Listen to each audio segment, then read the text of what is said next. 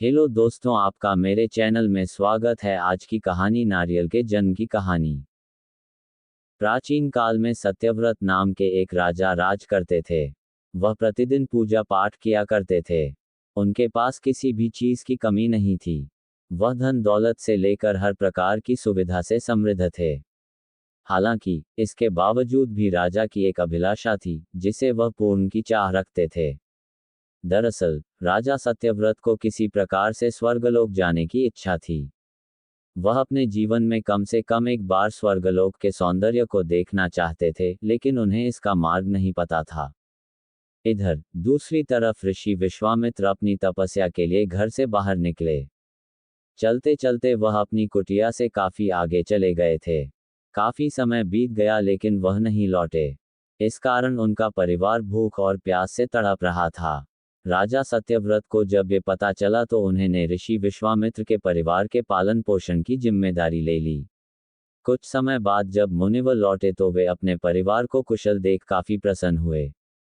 उन्होंने पूछा कि उनकी अनुपस्थिति में किसने उनकी देखभाल की।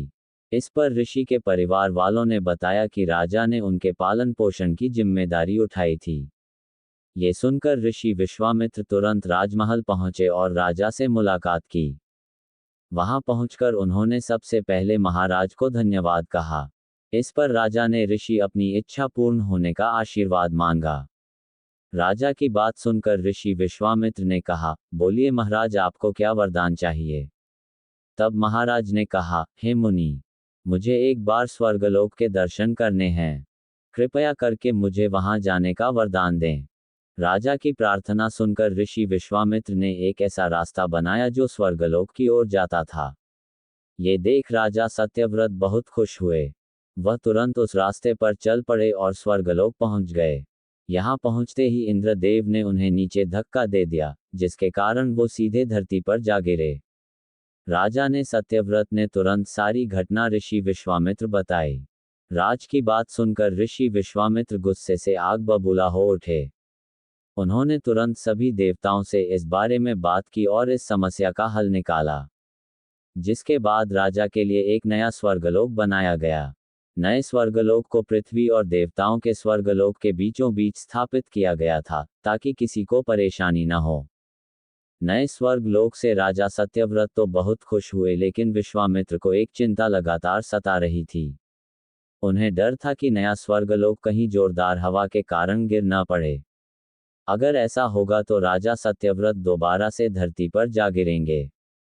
काफी सोच विचार के बाद ऋषि विश्वामित्र को एक उपाय सूझा। उन्होंने नए स्वर्गलोक के नीचे एक बहुत लंबा खंभा लगा दिया, ताकि उसे सहारा मिल सके। ऐसी मान्यता है कि नए स्वर्गलोक के नीचे लगाया गया खंभा एक विशाल पेड़ के तने के रूप में बदल गया।